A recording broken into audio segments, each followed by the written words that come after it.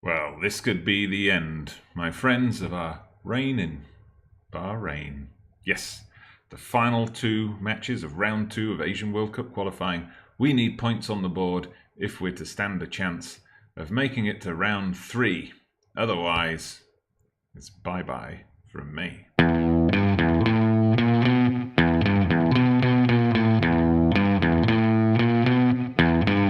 Oh yes, ladies and gentlemen, we've got rhymes on this channel all the times. Yes, here we go. Lebanon, our first up today. Lebanon, a side that we've beaten twice in my reign here in Bahrain. There we go again.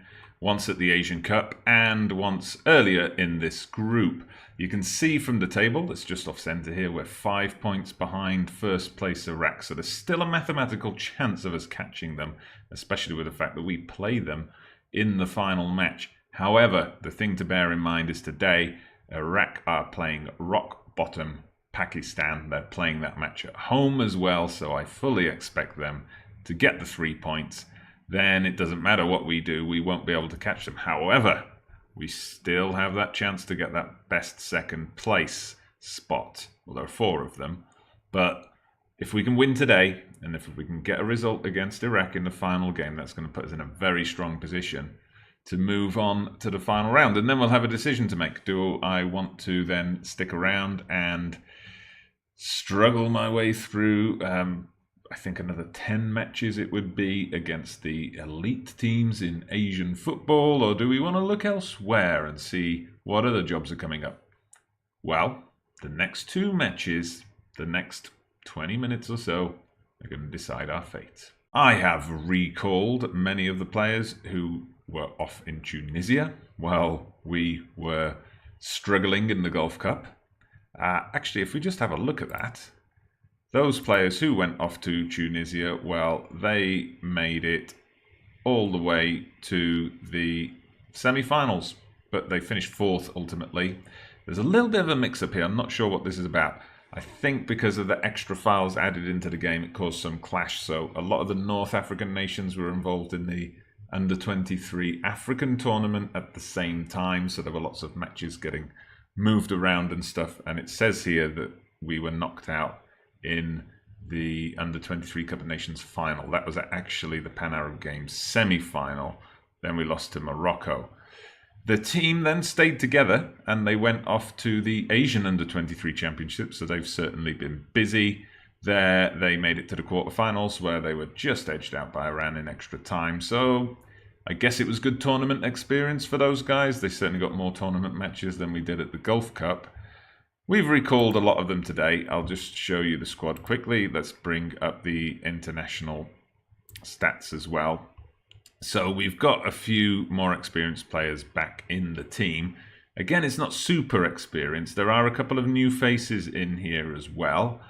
I've had my scouts out busy. They've been identifying new potential players in the Bahraini League, and we brought some of them in. One I'm going to show you. It's a little bit crazy that I picked this guy, but Ali Jassim. He's only 15, so he's literally just shown up in the game. However, at 2.5-star current ability, he is actually one of the best defenders available to us. He's obviously got high potential, so why not just bring him along to the squad before the Under-23s take him off? He can also play as a sweeper. Interesting. So he's with us. We've also got another new arrival with us, Abdul Rahman Abdul Amir. We just don't have a lot of quality options on the wings.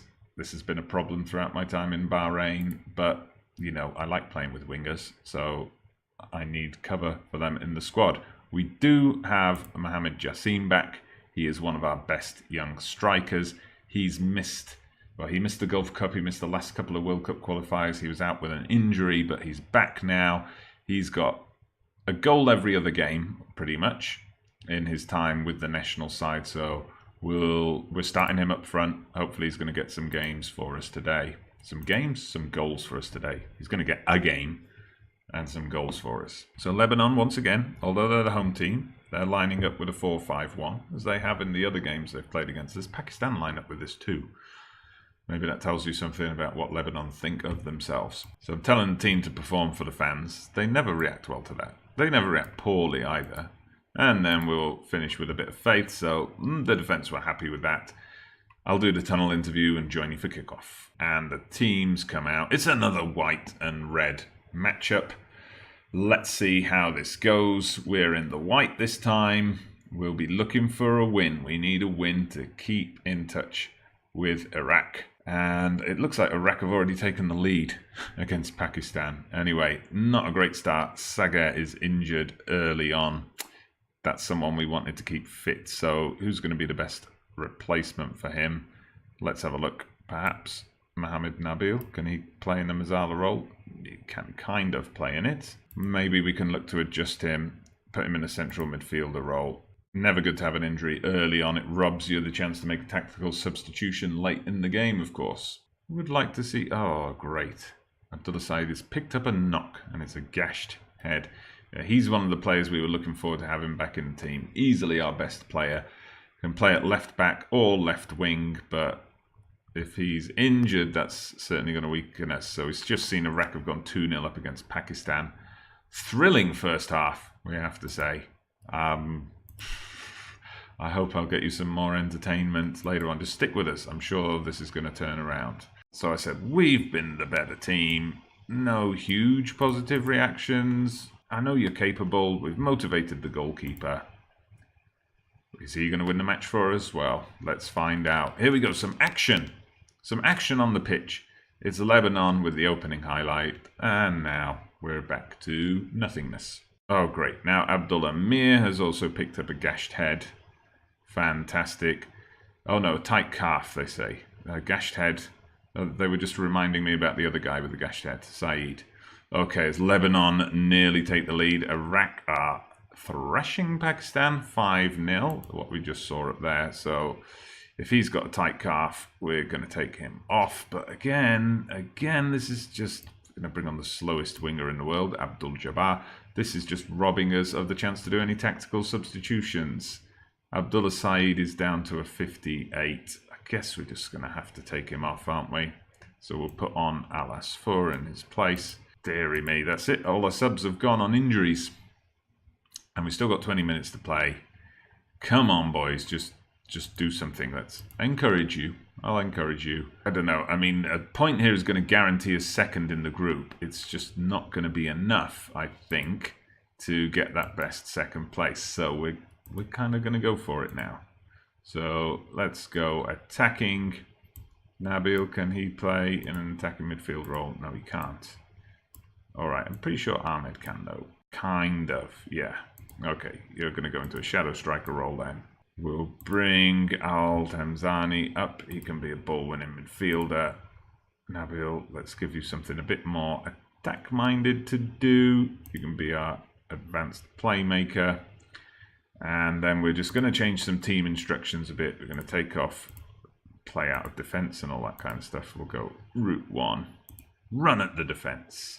And shoot on sight. Why not? High tempo. Finish things off. I'll let you be a bit more expressive, boys. Come on. Naba's a winner. Don't concede. A loser. Iraq 8-0 up. Oh my god. Mohammed Jassim with the free kick. Good effort, but it goes wide. That's about as good an effort as we've seen all day, isn't it? Okay, Al Asfour's got it now. What's he going to do? Long ball over the top. Mohammed Jassim is chasing, but he's just not quite quick enough. Comes back to the Lebanese keeper.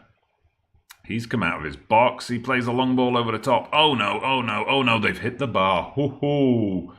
We got away with that. We got away with that. We're going to keep pushing forward. Come on, guys. Push forward. It's probably too late now. This is going to be the final action of the game, I think. Lebanon with the cross. The keeper catches it. It's a drab 0-0 draw. Yep, that's it. It's all over. Well, away from home against what I suppose should be our second toughest challengers in the group. It's not too bad. I will tell them they should have won that match, though. I mean, overall, some of the ratings, especially from the guys up front, were not very high. So, yeah, I'm disappointed with that. Only one player got above a 7. Okay, so Lebanon held out for a draw. I'm just going to deal with some of the admin, and we'll be right back for Iraq. Crunch time it is then. We're playing Iraq. Our World Cup qualifying hopes hang in the balance. We will finish second in the group, It's just a matter of whether or not we're going to have enough points to progress. So just to remind you of the rules, those are the first round rules. Just a second, sorry about that.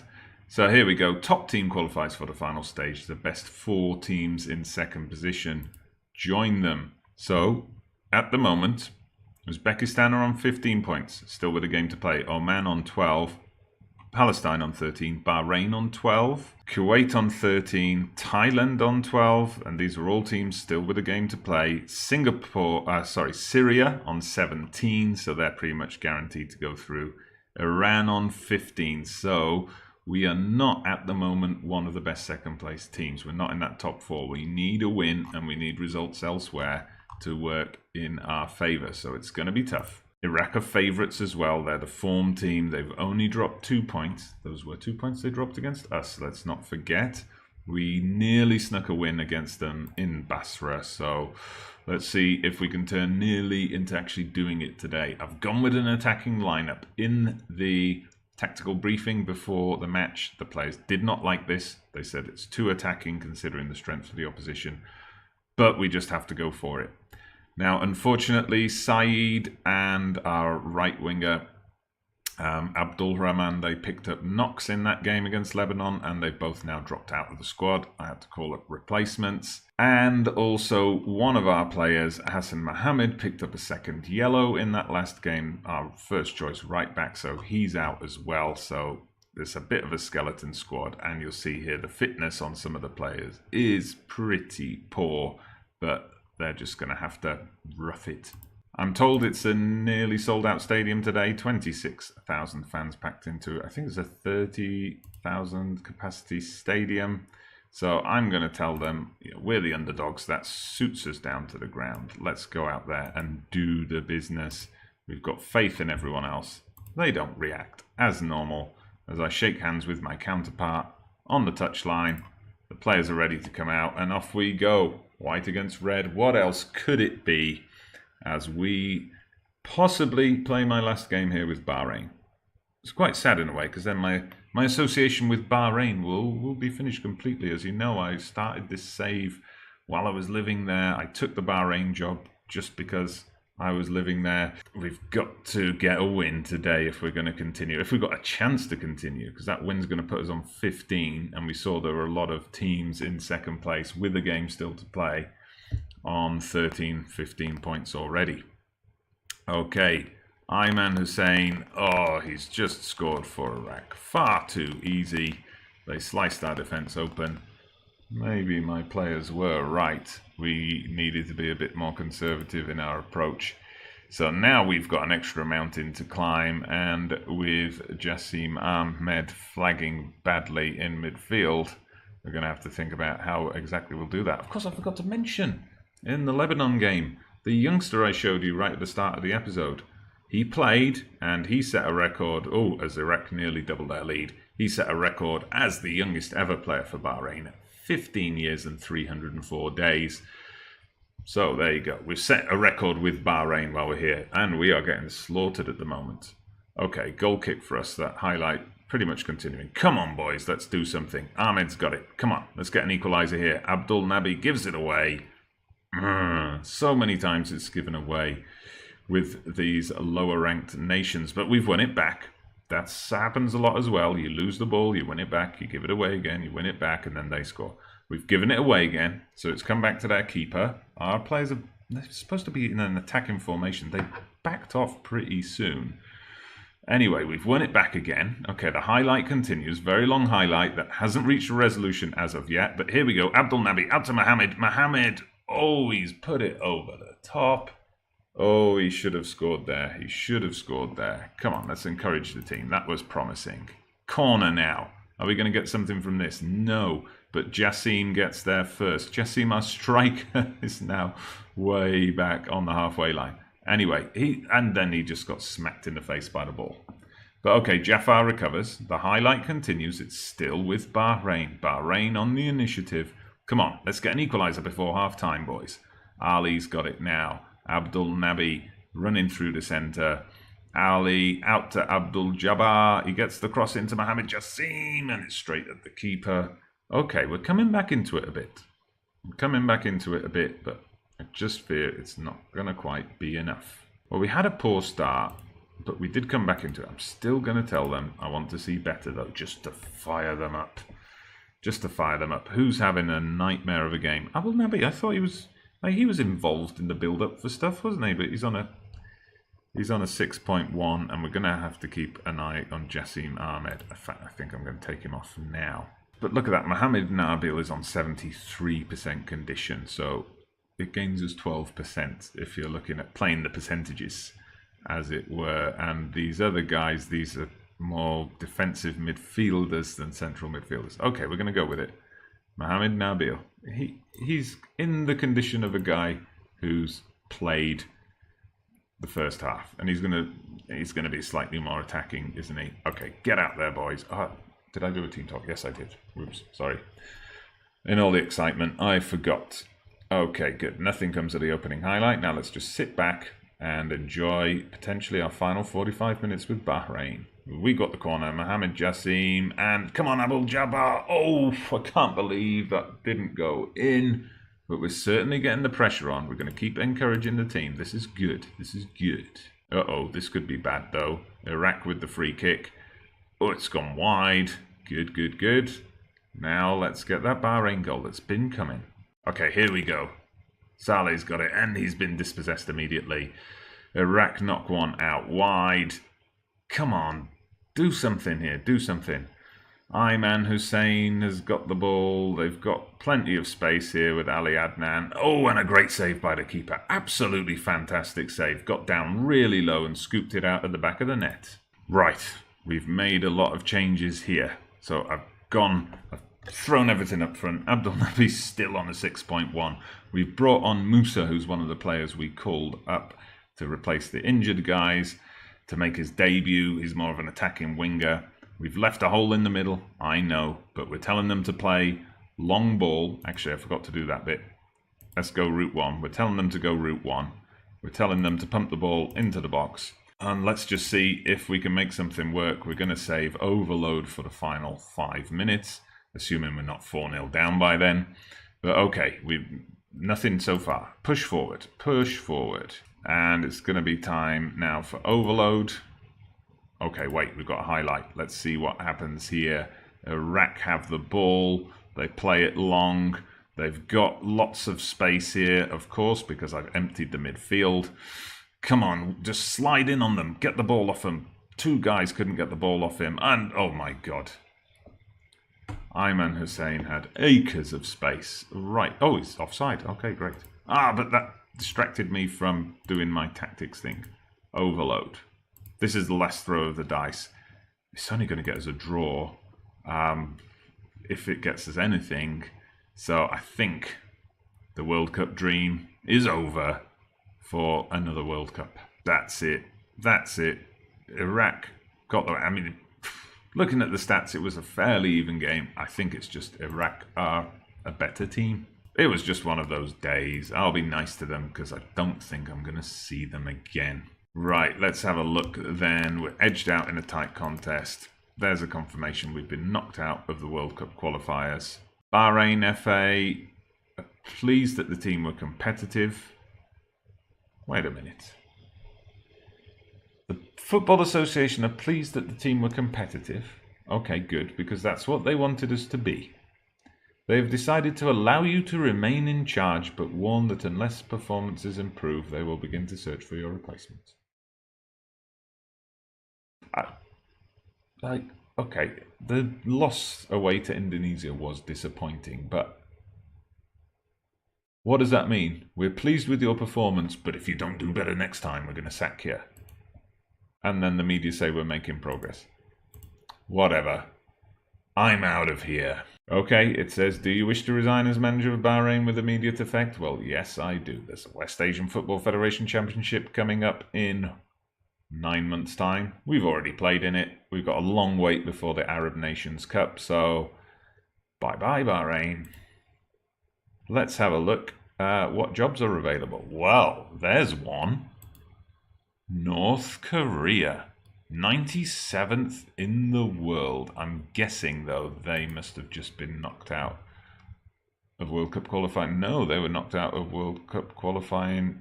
Okay, so yeah, they must have just been knocked out of World Cup qualifying as well, despite beating Mongolia 7-0, but they don't have anything else coming up. Let's just check to see confirmation. Yeah, North Korea didn't make it. It's a possibility. We'll put in an application. We'll put in an application for North Korea. Let's have a look at the job advert. They're looking for a new manager to take charge of the team. Why not? Let's apply.